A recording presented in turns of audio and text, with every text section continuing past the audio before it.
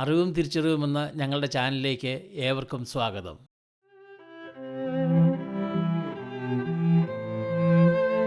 എൻ്റെ നടവഴികളിൽ ഞാൻ കണ്ട വെള്ളാരം കല്ലുകളിൽ ചിലരെ ഞാൻ നിങ്ങൾക്ക് പരിചയപ്പെടുത്തട്ടെ.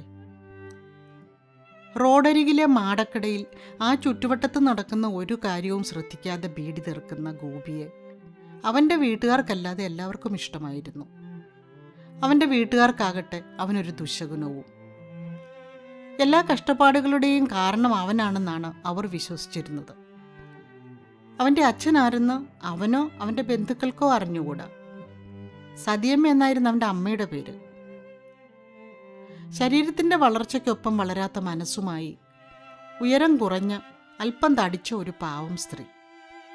ഒരു കൈലിമുണ്ടും നിറം മങ്ങിയ ഒരു ജമ്പറും മുഷിഞ്ഞ നിറമുള്ള ഒരു തോർത്തുമാണ് എപ്പോഴും അവരുടെ വേഷം. കഴുത്തിലൊരു കറുത്ത ചരടും അതിൻ്റെ അറ്റത്തായി സ്വർണ്ണ നിറത്തിലുള്ള കാവിലമ്മയുടെ പടമുള്ള ഒരു ലോക്കറ്റും എപ്പോഴും ഉണ്ടാവും. ഞങ്ങൾ പെൺകുട്ടികളെ കണ്ടാൽ ചിരിച്ചുകൊണ്ട് ഞങ്ങളുടെ അടുത്ത് വന്ന് ഞങ്ങളുടെ കാതിലെ കമ്മൽ തിരിച്ചും മറിച്ചും നോക്കി സുന്ദരിയാണ് കേട്ടോ എന്ന് പറഞ്ഞ് ഞങ്ങളെ തലോടുന്ന, എല്ലാവരെയും നോക്കി നിഷ്കളങ്കമായി ചിരിക്കുന്ന, എല്ലാവരോടും കുശലം പറയുന്ന, എല്ലാവരും നല്ലവരെന്ന് വിശ്വസിച്ച ഒരു പൊട്ടി. നല്ലവനെന്നോ നല്ലവർ എന്നോ അവൾ കരുതി വിശ്വസിച്ച് ഏതോ ഒരു നല്ലവൻ അല്ലെങ്കിൽ നല്ലവർ അവൾ അറിയാതെ അവൾക്ക് കൊടുത്ത സമ്മാനമാണ് ഗോപി. ദൈവം കൊടുത്ത ബുദ്ധിമാന്യതയെ ചൂഷണം ചെയ്ത് ഇരയായി ഒരു പാവം ജന്മത്തെ ലോകത്തിന് മുൻപിലേക്ക് കല്ലെറിയാൻ വിട്ടുകൊടുത്ത് സ്വസ്ഥമായി ജീവിക്കുന്ന ആ മനുഷ്യൻ അല്ലെങ്കിൽ ആ മനുഷ്യർ കാലചക്രം തിരിയുമ്പോൾ അവൾ അനുഭവിച്ച വേദനയും തിക്താനുഭവങ്ങളും അവർക്കായി ഒരുക്കി വെച്ച ശാപാഗ്നിയിൽ വെന്ത് നീറാതിരിക്കട്ടെ. ബുദ്ധിയുറയ്ക്കാത്ത ഒരു ജന്മത്തിന് പറ്റിപ്പോകുന്ന ചെറിയ ചെറിയ കൈപ്പിഴകൾക്കൊക്കെ അവളുടെ സഹോദരങ്ങളും ബന്ധുക്കളും അവളെ പൊതിരെ തല്ലുമായിരുന്നു. ചിലപ്പോഴൊക്കെ അവൾ പാതവക്കത്ത് ഒറ്റയ്ക്കിരുന്ന് അവളുടെ വിഷമങ്ങൾ സ്വയം പറഞ്ഞ് കരയുമായിരുന്നു, സ്വയം പഴിക്കുമായിരുന്നു. പോകാൻ മറ്റൊരിടമില്ലാത്തതുകൊണ്ടാവാം അന്ത്യയാവുമ്പോൾ അവൾ വീണ്ടും തിരികെ അവരുടെ അടുത്തേക്ക് തന്നെ പോയി. പാതവക്കത്തെ സതിയമ്മ ഞങ്ങൾ കുട്ടികളുടെ സ്വകാര്യ സങ്കടമായിരുന്നു. പലപ്പോഴും അവളുടെ നിസ്സഹായത കണ്ട് എന്തിനാണ് ദൈവം ഇവൾക്ക് ഇങ്ങനെ ഒരു ജന്മം കൊടുത്തതെന്ന് ഞങ്ങൾ ദൈവത്തെ പഴിക്കുമായിരുന്നു. അവളുടെ വിശ്വാസമനുസരിച്ച് ദിവസവും കാവിലമ്പലത്തിലെ ഉണർത്തുപാട്ടിന് മുൻപേ തന്നെ അമ്പലക്കുളത്തിൽ മുങ്ങിക്കുളിച്ച് ഈറനുടുത്ത് തൊഴുകൈകളോടെ ദൈവങ്ങളുടെ മുൻപിൽ ഇറക്കി വെച്ച അവളുടെ നൊമ്പരങ്ങൾ അർച്ചനയായി സ്വീകരിച്ചുകൂടെ എന്ന് ഞങ്ങൾ പ്രാർത്ഥിച്ചിട്ടുണ്ട്. പാവം സതിയമ്മ, അവളുടെ ചിരിയും രൂപവും ഇന്നലെ കണ്ടതുപോലെ. നേരം പുലർന്നാൽ ഇരുളുന്നതുവരെ അവൾ പണിയെടുക്കും. ചുറ്റുവട്ടത്തുള്ള എല്ലാ വീടുകളിലും അവൾ കയറിയിറങ്ങും. അവർ കൊടുക്കുന്ന ജോലികളെല്ലാം ചിരിച്ചുകൊണ്ട് തന്നെ ചെയ്തു തീർക്കും. വയറു നിറയെ ആഹാരം കഴിച്ചുകൊണ്ട് അടുത്ത വീട്ടിലേക്ക് പോകും. എല്ലാ ദിവസവും ഒരു പങ്ക് ഗോപിക്കായി മാറ്റിവെക്കാനും അവൾ മറന്നില്ല. അവർ കൊടുക്കുന്ന ആഹാരമല്ലാതെ മറ്റൊന്നും അവൾ പ്രതീക്ഷിച്ചിരുന്നുമില്ല. അവൾ ജോലി ചെയ്തിരുന്ന വീടുകളിൽ പലയിടത്തും അവളുടെ മേൽ ജോലി ചെയ്യുന്ന കണ്ണുകളുണ്ടായിരുന്നു. ആ പാവം അതൊന്നും അറിയാതെ സ്വന്തം ദുഃഖങ്ങളുടെ പാണ്ഡത്തിൽ എന്തോ തിരഞ്ഞ് കാലത്തിന് സമാന്തരം സഞ്ചരിച്ചു. ഗോപി അമ്മാവന്മാരുടെ കൂടെയാണ് കഴിഞ്ഞിരുന്നത്. അല്ലെങ്കിൽ തന്നെ അവന് സ്വന്തമായി ഒരു വീടുണ്ടായിരുന്നില്ലല്ലോ. അവനെ സ്കൂളിൽ ചേർക്കാനോ പഠിപ്പിക്കാനോ ഒന്നും അവർ മെനക്കെട്ടില്ല. എല്ലാവരും അവരുടെ ആവശ്യങ്ങൾക്കായി അവനെ ഉപയോഗിച്ചിരുന്നുവെങ്കിലും അതൊക്കെ അവൻ്റെ കടമയാണെന്ന് അവരുടെ ഭാവവും പെരുമാറ്റവും നേർക്കുനേർ നോക്കാതെ മുകളിൽ നിന്ന് താഴേക്ക് നോക്കുന്ന അവരുടെ കാഴ്ചപ്പാടും എന്നും അവനെ വിഷമിപ്പിച്ചിരുന്നു. അത് അവൻ്റെ മുഖത്തും പെരുമാറ്റത്തിലും പ്രതിഫലിക്കുകയും ചെയ്തിരുന്നു. അവനൊന്നുമല്ല, അവനൊന്നുമാകാനാവില്ല എന്ന അവൻ്റെ തോന്നൽ ആ കണ്ണുകളിലെ ദൈന്യതയ്ക്ക് ആഴം കൂട്ടി. വലിയ മാറ്റങ്ങളൊന്നുമില്ലാതെ അങ്ങനെ കാലം കടന്നുപോയി. എപ്പോഴോ എങ്ങനെയോ ആരുടെയൊക്കെയോ സഹായം കൊണ്ട് 4 വളഞ്ഞ കമ്പിന്മേൽ ഓല കെട്ടി മറച്ച ഒരു മാടക്കട അവൻ കെട്ടി ഉയർത്തി.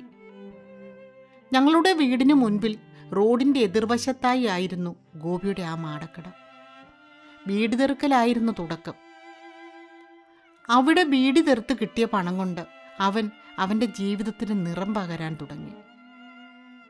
അവൻ്റെ പൂമ്പാറ്റകൾക്ക് ചിറക് വിടർന്നത് അവിടെയാണ്. അവൻ്റെ സന്തോഷവും സങ്കടവും എല്ലാം ആ മാടത്തിനുള്ളിൽ തങ്ങി നിന്നു. പിന്നീട് അതായി അവൻ്റെ ലോകം.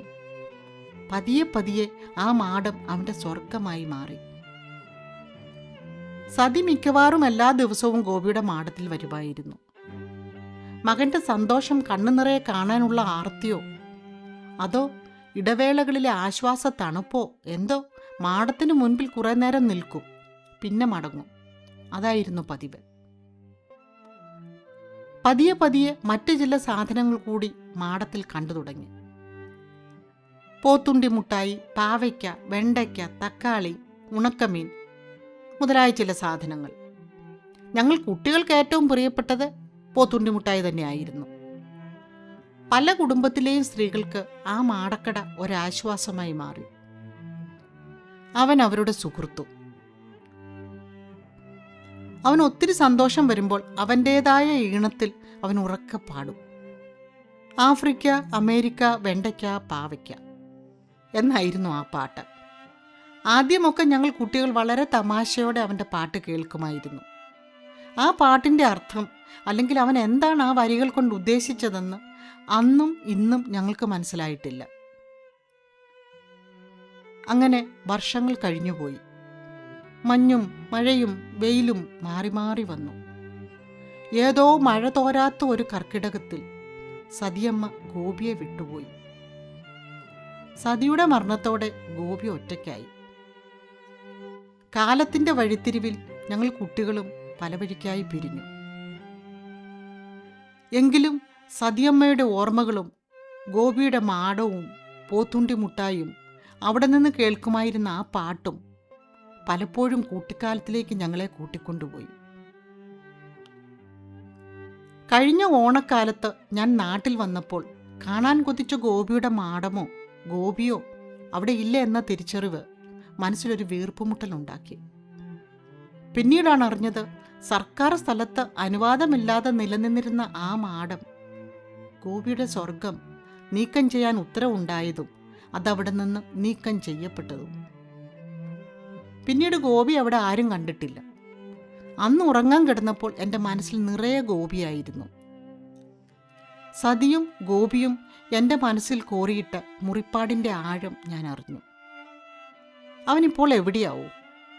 അവൻ്റെ നൊമ്പരങ്ങൾ അവൻ ആരോടാവും പറയുക? അതിനുത്തരവാദി ആരാവും? ചിന്തകൾ കുട്ടിക്കാലത്തിലേക്ക് എന്നെ കൂട്ടിക്കൊണ്ടുപോയി. ഗോപിയുടെ മാടം ഞങ്ങൾ കുട്ടികളുടെ അക്കാലത്തെ വലിയ സന്തോഷങ്ങളിലൊന്നായിരുന്നു. ഒറ്റയ്ക്ക് വളപ്പിന് വെളിയിൽ പോകാൻ അനുവാദമില്ലാതിരുന്ന കാലം. വെളിയിൽ നിന്ന് എന്തെങ്കിലും വാങ്ങി കഴിച്ചു എന്നറിഞ്ഞാൽ വീട്ടിൽ നിന്ന് നിറയെ വഴക്ക് കിട്ടും. ഇടയ്ക്കിടെ ചെറിയ തല്ലും കിട്ടാറുണ്ട്. അപ്പയുടെ ഉച്ചയുറക്ക സമയത്ത് കയ്യാലയ്ക്ക് അടുത്ത് ചെന്ന് നിന്ന് ഞങ്ങൾ ഗോപിയെ പതിഞ്ഞ സ്വരത്തിൽ വിളിക്കും. അത് കേട്ടാൽ അവനൊരു ചോദ്യമുണ്ട്, ക്യാ ബാത് ഹേ?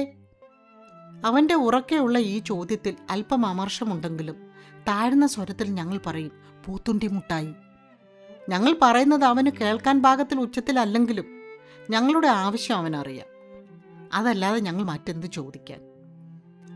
അവൻ മറ്റാരും കാണാതെ ശർക്കരയുടെ രുചിയുള്ള വളരെ സാവകാശം അലിയുന്ന വലിയ പോത്തുണ്ടി മുട്ടായി ഞങ്ങൾക്ക് പൊതിഞ്ഞ് കയ്യാലക്കൽ കൊണ്ടുതരും. കയ്യിലുള്ള 5 പൈസ തൊട്ട് ഞങ്ങൾ അവന് കൈമാറും. ആരും കാണാതെ പോത്തുണ്ടി മുട്ടായി നുണഞ്ഞു തീരുന്നതുവരെ ഞങ്ങൾ തൊടിയിൽ ചിലവഴിക്കും. മറ്റൊന്നും ചെയ്യാനില്ലാത്ത അവധി ദിവസങ്ങളിലെ മധുരമുള്ള നേരം പോക്കുകളിൽ ഒന്നായിരുന്നു അത്. ഞങ്ങൾ കുട്ടികളെ അവന് വലിയ ഇഷ്ടമായിരുന്നു. അവനെ അവനായി അറിഞ്ഞ് തിരിപ്പേര് വിളിക്കാതെ സ്നേഹത്തോടെ ഗോപി എന്ന് വിളിച്ചിരുന്ന ചുരുക്കം പേരിൽ ചിലരായിരുന്നു ഞങ്ങൾ കുട്ടികൾ. അന്നു നുണഞ്ഞ മുട്ടായിയുടെ മധുരം മനസ്സിലേറ്റി ചിന്തകളിൽ ഗോപിയെ തിരഞ്ഞ് എപ്പോഴോ ഉറക്കത്തിലേക്ക് വഴുതി വീണു. ആ ഉറക്കത്തിലെ സ്വപ്നത്തിലും നിറഞ്ഞു നിന്നിരുന്നത് പാവം ഗോപിയായിരുന്നു.